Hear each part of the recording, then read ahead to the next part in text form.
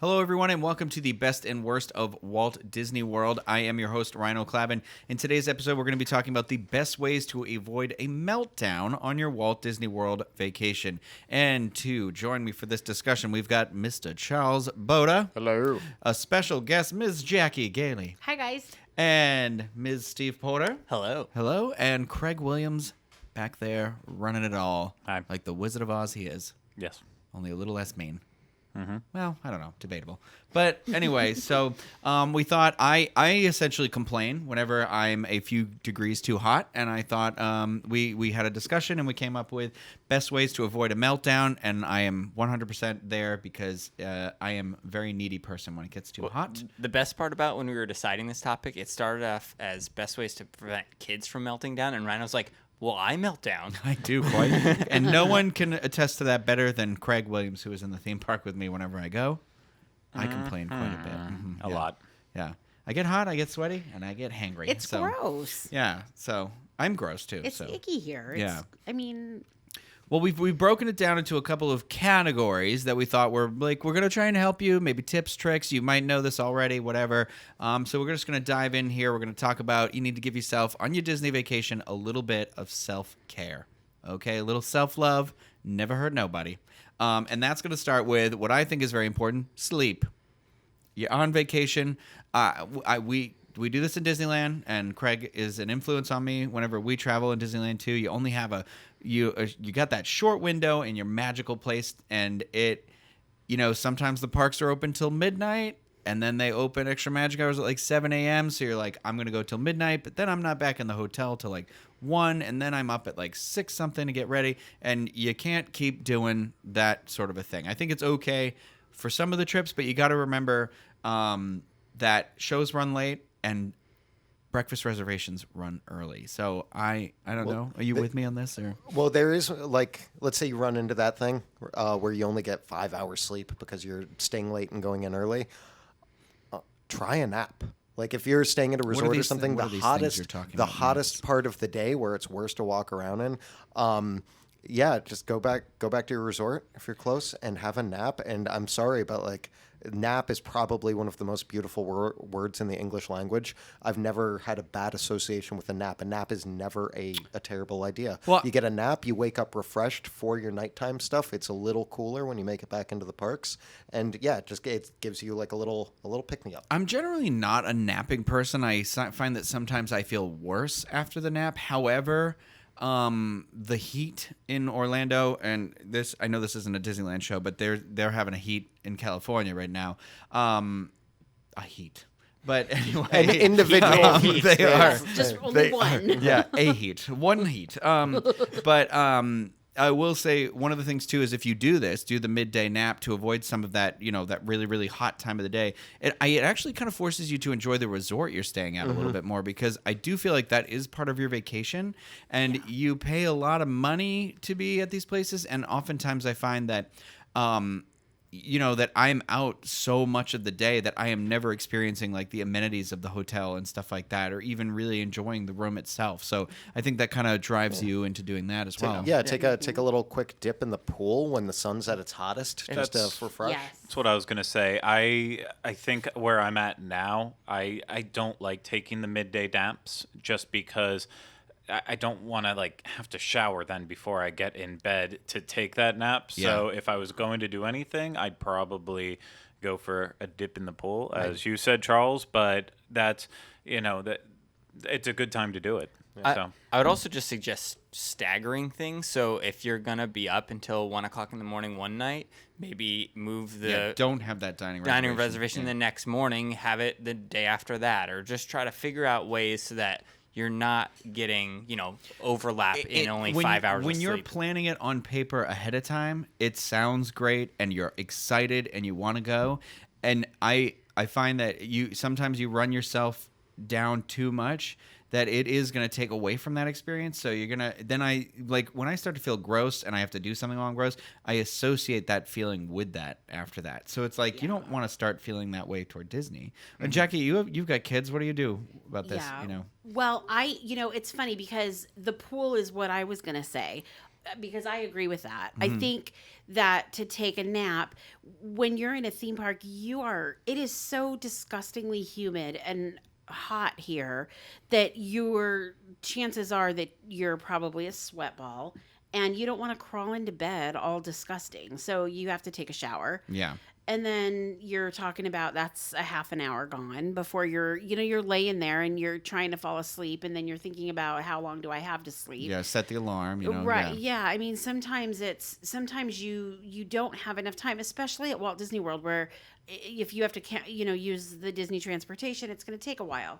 So, but I know a lot of people's kids, I don't know about you guys, but I know that a lot of people's kids, including mine, wanted to spend more time at the pool. So the kids always want to go to the pool, always. And you're like, no, we can't go to the pool because we have this and this and this and this. And we have these fast passes and we have this dining reservation and we need to go do all of this stuff. And, but the thing is that the kids want the pool. Well, so, kids are like, they're going to play with the box. You're going to buy them the nice gift, but they want the box, and the pool, I feel like can be that box. I've seen that with my nephews and niece and stuff. It's true. Yeah. It's true. And so you go inside, throw on your swimsuit, get your, whatever, go to the pool. Have yourself a little mommy daddy drink. Absolutely. Yeah. And that's the best part about it. There's a bar right there. Mm-hmm. All the pools at the Walt Disney World resorts have a bar right there. Get a daiquiri, or my favorite is the Dawa Colada, is it called? Oh, yeah, okay. Oh, there's a sunrise margarita that I'm partial to. That's at Pop, I believe. Okay. Yeah. So get, whatever, and then you sit there, you go take a dip first because it'll cool you off. Get your hair wet because then, you're cool from head to toe. Yeah. And let your kids have at it for a couple of hours, and then you're refreshed, ready to go for later. And that's what we've found to be the very best way to not have a meltdown, because I'm going to tell you, there's nothing worse than if you don't let your kids do what they need to do, which is sometimes get some energy out and have some fun. Yeah. You're going to pay for it as a parent. You're going to be sorry. Well, yeah, especially when you want to go to bed at the end of the night and they're still bopping around everywhere. And, exactly. And if you don't take the break, then they're like, having a fit and you're in line, and then you have to leave the line because they're having such a cow. Yeah. No. Well, so that kind of brings us into the next one, which is drinking and eating. Drinking specifically, I want to talk about because it's Disney World. We're known for drinking around the world at Epcot. Having adult beverages, non-adult beverages, all that sort of thing. I think it's very important to remember that you need to not forget to be having water in between. And I'm not just saying it so you don't get sick from the alcohol, but heat exhaustion can set in really quick when the humidity is as high as it is, because you get all that. Sweat is a cooling effect, and when the humidity is too high, your sweat cannot evaporate into the air, and it causes your core temperature to heat up, and that's why you have heat stroke. Well, so, it's things like that to be aware of. So, just even when you don't feel like you want it necessarily, just stop and have a cup of water. Well, and water, those little red cups of water are free. They're yes, it's just tap water, but I think a lot of people don't even realize that you could just get those free cups of water, and that'll keep you going. I honestly, my tip is I always like to pack a water bottle. So if you are like a parent or somebody like me, that I always bring a bag right now because of my camera. I don't want it to get wet, and it's inevitably going to rain because Florida. It just does that every single day. So I try to get a bottle of water in there, and just always have that, I can stop and refill at a water fountain or something. But what Steve's talking about, you'll get some nice ice water, which is good. Yeah, the quick service. Yeah. A lot of backpacks now will have a place to put a camel pack in, where you've got it's just a bag of water that goes in your backpack, and with a straw that comes out. So instead of carrying around a physical thing, they've got collapsible water bottles if you want, but you have that on your backpack with a straw like you take if you're going hiking. And that way it's not something you constantly have to think about it, but it's always there if you're waiting to just grab that straw, have a little sip or I feel something like that. If I do drinking around the world again, or years ago, I tried to do it younger, spacing it out, it is also a financial thing that you don't want to get involved in. But I always think to myself, the investment I will make, I have one, but the small Camelback that you're talking about, that I will have that, because you can always just sip, drink, sip, because I'm not, it's not to keep you from getting drunk or anything like that, but it is that heat exhaustion and stuff. I like to also, what I've been doing is like with lunch or whenever you stop in the midday thing, I'll have one Powerade a day. And I know it's a lot of sugar and stuff like that, but the Powerade has a lot of like electrolytes that'll really kind of give you a little bit of a boost that the water isn't giving you. So that's what I like to make sure I have. But yeah, well, and what we used to do was we'd bring the little, the little mix-ins. Oh, yeah, that's a good idea. Yeah. So because, kids are like, water, whatever. And, I would always tell them that, they wanted something else. They wanted something sweet and whatever. They didn't want to drink water. That was boring. Of course, yeah. So, and so it's, we would tell them that, you're not drinking water because it's a milkshake. You're drinking water because your body needs it. It doesn't matter what it tastes like. You need to drink it because otherwise you're going to, have a meltdown. Yeah. And we didn't pay to come here for you to have a meltdown. We paid for you to come here to have fun. So you're going to have fun. Yeah, exactly. And another thing I think will help with this too is that I like to at least, especially when you're like with kids or people that aren't familiar with Disney World, like we're all very familiar with it, but kind of having a general idea of the times of day that you want to make these like stops or breaks. I know, be prepared to make unexpected stops and everything, but just be like, okay, I think, we're going to do our breakfast around this time. So that means we're probably going to want to have lunch from like 11:30 to 1:30 in that window. We're probably going to want another snack time around 3:30 to whatever.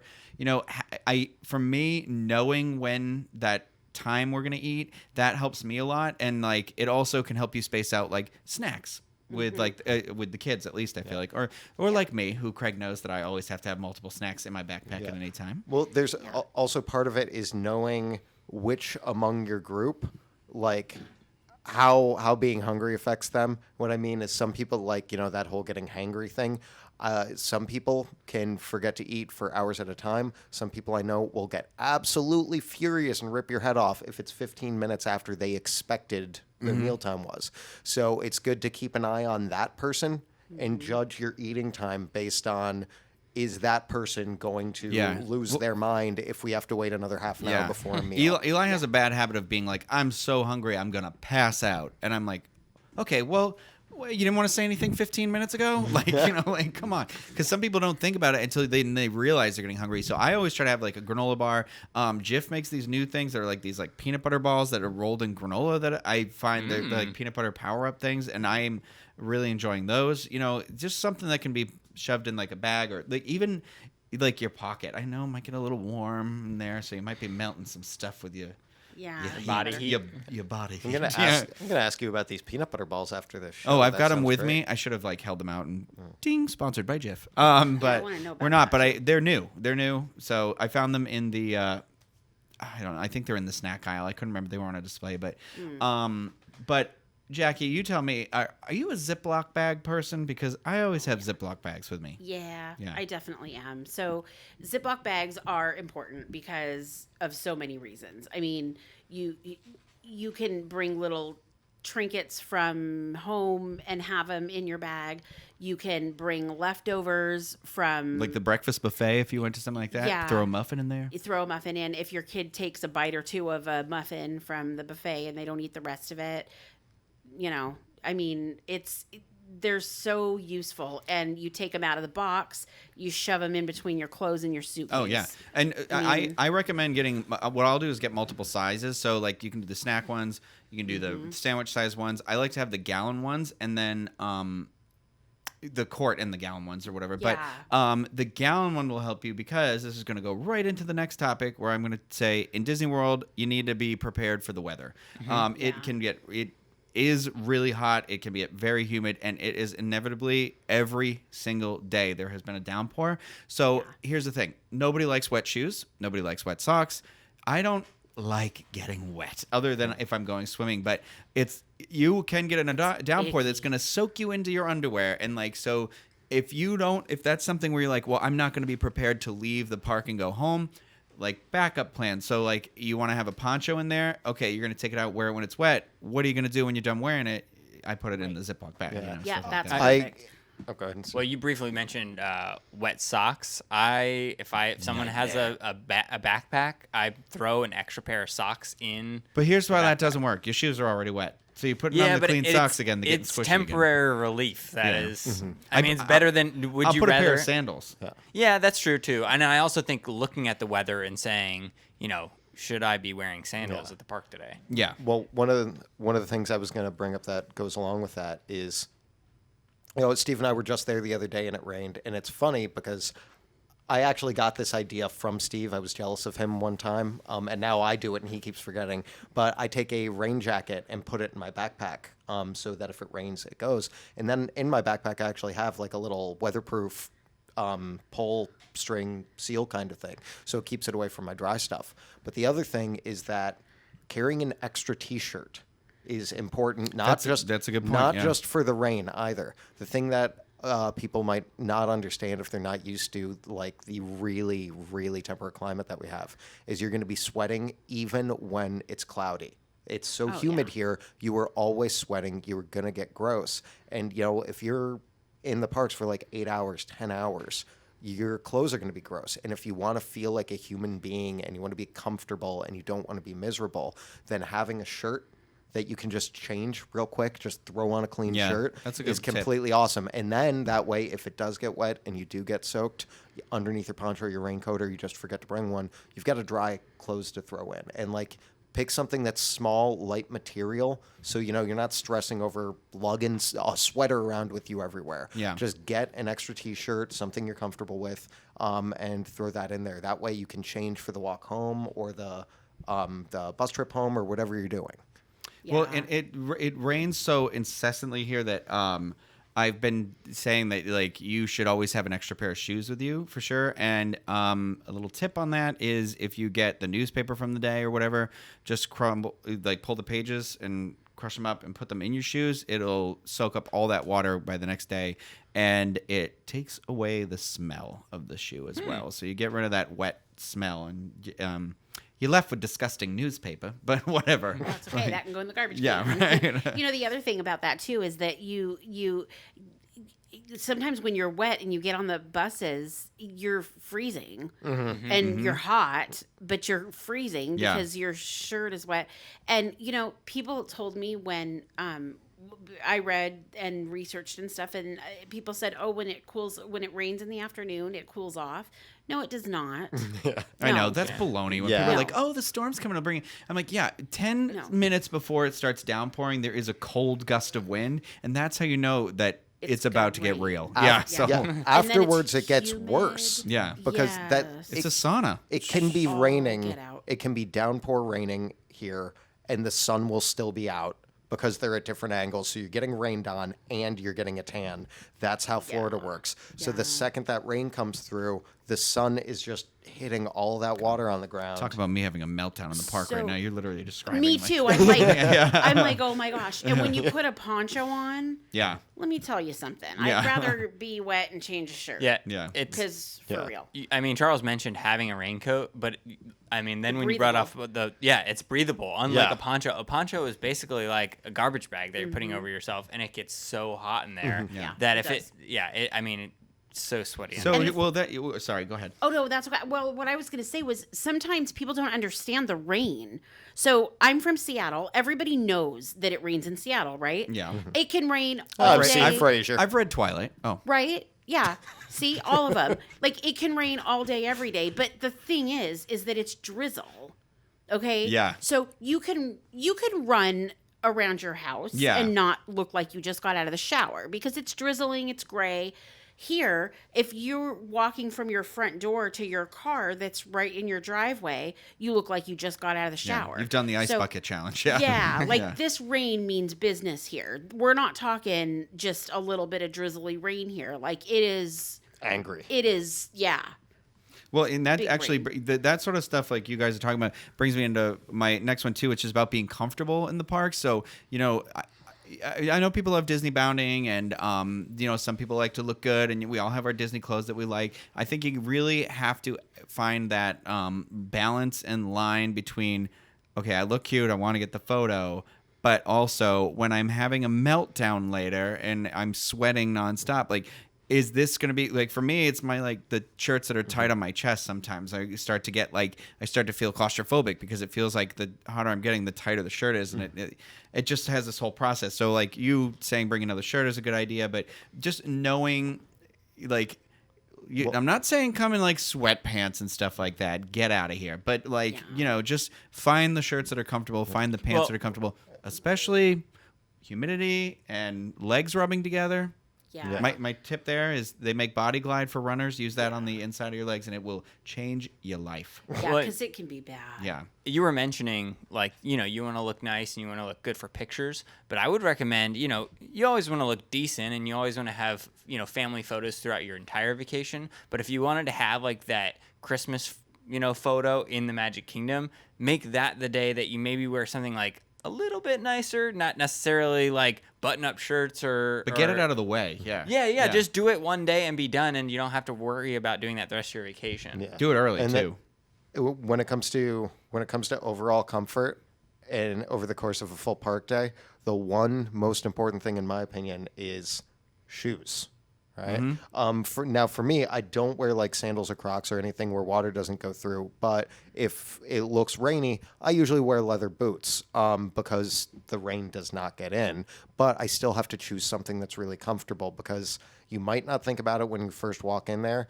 Maybe it's been a while since you've spent an entire day on your feet. And if it has, you're looking at new blisters with the wrong shoes. And if that's the first day, don't wear a brand new pair If of you shoes. get blisters on your feet the first day of like a 5-day park vacation, you're looking at that affecting the rest of your time. So wear shoes you're comfortable in, wear shoes that you think are going to be good for the elements, but mainly something that you're confident you can wear for 10 to 12 hours without hurting yourself or without. The best looking shoes may not be the best walking shoes, Yeah, and everybody's different. That's the other thing too, because like I used to wear socks and shoes, and we even got like the sport wicking kind of socks, that. Well, I had blisters all the time, so I started wearing these flip flops, and they're just reefs, but they're special ones that have this little.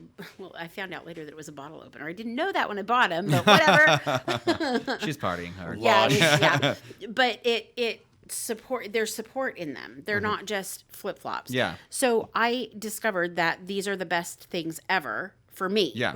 So everyone's different. Exactly. So just because something works for one person doesn't mean it's going to work for the other. So you have to find your. Some of this stuff, you just have to find out what works best for you. Yeah, I think that kind of the whole thing is about like knowing. You have to really kind of have a come to Jesus moment with yourself and be like, there's nothing wrong with you saying this stuff upsets me. Then you have to say to yourself, okay, well, I'm in a crowd with thousands upon thousands of other people. How can I remove some factors that will make my life easier and enjoyable? And then like the last one thing we're going to talk about here is like, I think making major decisions ahead of time. I think if you have like a little bit of a plan, Charles made a good point, or Steve, one of you did, somebody did, about we're all really kind of including everybody in that process too, making sure everybody feels heard, and then having everybody understand that things happen. Attractions go down, lightning strikes, this sort of stuff. So you have to kind of roll with the punches as you go. You have to be willing to just. Otherwise, you're not going to enjoy yourself. It's about setting that expectation level. If you have it too high, like it's okay to say I'm going to have a magical vacation, but you really have to be like these. Know yourself, know the tips, know the things that can help you have that magical vacation. I think the difference is you can have a magical vacation, but you shouldn't be expecting a Disney commercial to be what your Disney vacation ends up being. You're not going to be walking down Main Street, USA with Mickey Mouse. Like, it's just not going to happen. Hand, yeah. Right. That might be what they show you on TV, but that's not reality. And I think that some people build it up so much in their head that it just never comes true. Yeah. But I did want to talk a little bit more about, like, I think everyone can, if you don't have a plan set in place that includes everyone's, passions for Disney, like, you don't want to have one person feeling like they're getting dragged around by the rest of the group. Yeah. So making sure that you're at least doing one or two things that one person really thinks is special to them.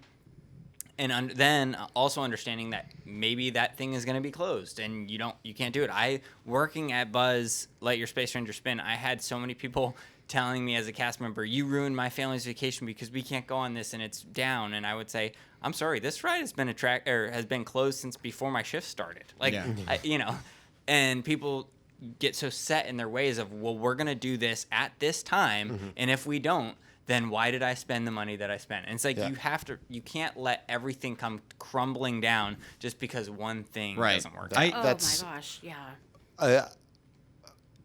These vacations are incredibly expensive, and when you're spending that money, like, you have to come to grips with the fact that you're spending the money and accept it. If you're playing the game in your head of like, is this going to be worth what I spent? The answer is probably not.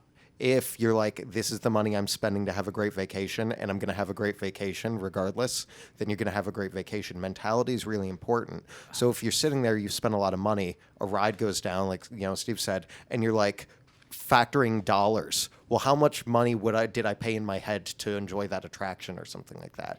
You're not going to be happy with the facts and figures. You've spent the money, you're spending the money.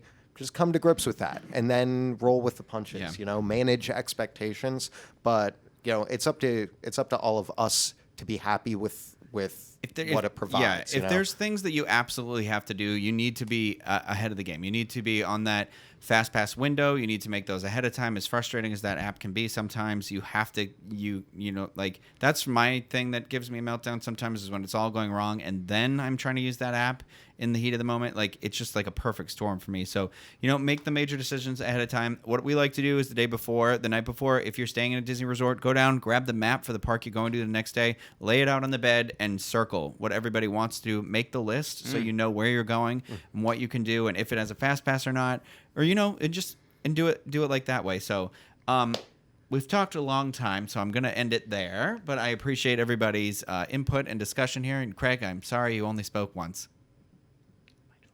Oh, okay. Well, that'll do it. Thank you, everybody, for joining us for this episode of The Best and Worst of Walt Disney World. If you can feel free to like this video if you liked it. If you didn't, I'm sorry. We are always open to suggestions for future episodes. Please leave those in the comments on YouTube, or you can send them to us at podcast@disunplug.com. I completely forgot that email for a second. Make sure you rate and review us on iTunes, subscribe to us, all that fun stuff. Until next time, goodbye, everyone.